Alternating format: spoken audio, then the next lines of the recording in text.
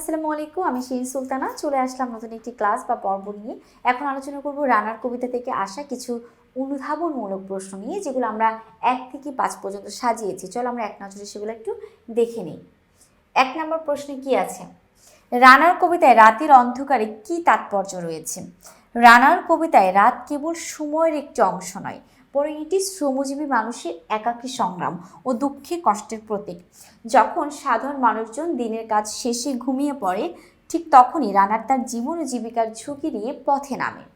রাতের অন্ধকার তার যাত্রাপথকে আরও কঠিন করে তোলে। সাপ, হিংস্র জন্তু বা চোরের ভয়ে তাকে তাড়া করে বেড়ায়। এই অন্ধকার ও ভয়ের পরিবেশের মধ্য দিয়ে রানারের অদম্য কর্তব্যনিষ্ঠা ও সাহস প্রকাশ পেয়েছে। এই জন্য বলা হয়েছে রানার কবিতায় রাতের অন্ধকার। রানারের যে সাহস এবং অদম্য ইচ্ছা শক্তি, সেটা দ্বারাই রাতের অন্ধকারের তাৎপর্যটা ব্যাখ্যা করেছেন কবি সুকান্ত ভট্টাচার্য। 1 নম্বর প্রশ্নটা শেষ হলো, এবার আমরা 2 নম্বরটা দেখব। তার জীবনের দুঃখের কথা জানবে না কেউ, এই চরণের মাধ্যমে কবি কোন গভীর সত্য প্রকাশ করেছেন?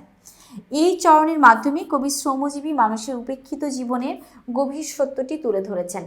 রানার সমাজের জন্য এত বড় একটি কাজ করলো, তার নিজের জীবনের দুঃখ, কষ্ট, অভাব এবং আত্মত্যাগের খবর কেউ রাখে না। সাধারণ মানুষ কেবল চিঠির বিষয়বস্তু নিয়েই ব্যস্ত থাকে, কিন্তু যে মানুষটি সেই চিঠি বই আনে, তার পেটের ক্ষুধা, ক্লান্ত শরীর বা পরিবারের দুশ্চিন্তার খোঁজ কেউ নেয় না।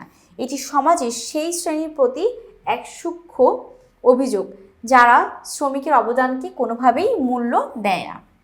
3, তারও চেয়ে ভয় কখন সূর্য ওঠে। এখানে ভয় বলতে কি বোঝানো হয়েছে? রানার তার দায়িত্ব বা চিঠিপত্রগুলা মানুষের কাছে পৌঁছে দিবে। এই পৌঁছে দেওয়াটাই হচ্ছে রানারের সব থেকে বড় কাজ। এই জন্য সে সূর্য ওঠাকে সব থেকে বেশি ভয় পায়, কারণ সূর্য ওঠার সঙ্গে সঙ্গে তার কাজগুলো তাকে পৌঁছে দিতে হবে।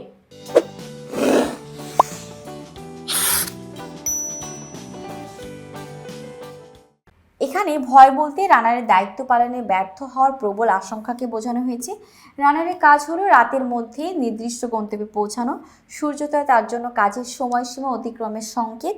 সময় মতো পৌঁছাতে না পারলে মানুষের গুরুত্বপূর্ণ সংবাদ আদান প্রদান ব্যাহত হবে, যা তার পেশাগত সততার পরিপন্থী। এই ব্যর্থতার ভয় তার ব্যক্তিগত জীবনের সব ভয় ও কষ্টের চেয়ে বড় হয়ে দেখা দেয়। এবার দেখো 4 নাম্বারটা। ক্লান্ত শ্বাস ছুঁয়েছে আকাশ, মাটি ভিজে গেছে ঘামে। এই চরণের মধ্য দিয়ে রানারের জীবন সংগ্রামের কোন দিকটি প্রকাশ পেয়েছে? দেখো, এই চরণের মাধ্যমে রানারের অমানবিক পরিশ্রম ও ত্যাগের চিত্র ফুটে উঠেছে। সে অনেক পরিশ্রম করেছে, সেই পরিশ্রম এবং ত্যাগের চিহ্ন ফুটে উঠেছে। রাতে নীরবতা ভেঙে সে অবিরাম ছুটে চলে। তার এই কঠিন পরিশ্রমে শরীর থেকে এত ঘাম ঝরে যে তা দিয়ে মাটি ভিজে যায়। এরপর দেখো, লক্ষ্য করি, আর তার ক্লান্ত দীর্ঘশ্বাস আকাশ স্পর্শ করে। এটি শ্রমজীবী মানুষের সীমাহীন কষ্ট, ক্লান্তি এবং প্রতিকূলতার বিরুদ্ধে তাদের নিরন্তর সংগ্রামের একটি প্রতীক। তো আশা করি বুঝেছি কেন তার মাটিতে ভিজে গেছে ঘাম। এবার আসি আমরা 5-এ। রানার জানা অজানার বোঝা আজ কাঁধে। এখানে জানা অজানার বোঝা কথাটির গভীর তাৎপর্য ব্যাখ্যা করো। এখানে জানা অজানার বোঝা বলতে মানুষের ব্যক্তিগত জীবনের নানা সংবাদ ও গোপন কথা বোঝানো হয়েছে। রানারের পিঠে যে চিঠির ব্যাগ বহন করে, তাতে মানুষের সুখ দুঃখ, হাসি কান্না, আনন্দ বেদনার মতো অনেক জানা অজানা খবর থাকে। কোনো খবরের হয়তো মিলন হয়, কি বলেছে, কোনো খবরের হয়তো মিলন হয়, আবার কোনো খবরের বিচ্ছেদ বা মৃত্যুর সংবাদ থাকে। রানার কেবল কাগজের টুকরো বহন করে না, সে মানুষের আবেগ ও ভাগ্যের বাহক। এই গুরু দায়িত্বকে জানা অজানার বোঝা বলা হয়েছে। অর্থাৎ মানুষ অনেক চিঠি লেখে, সুখে দুঃখে নানা ভাবনায়। এই নানা ভাবনায় লিখতে গেলে রানারের জানা অজানা অনেক আবেগ, ভাগ্যের কথা এখানে প্রকাশ পেয়েছে। আমাদের এই অনুধাবনমূলক প্রশ্নগুলো 1 থেকে 5 পর্যন্তই সাজানো হয়েছে। এখন ক্লাস এখানেই শেষ করব, পরবর্তী ক্লাস নিয়ে খুব দ্রুতই আসবো। আল্লাহ হাফিজ, আসসালামু আলাইকুম।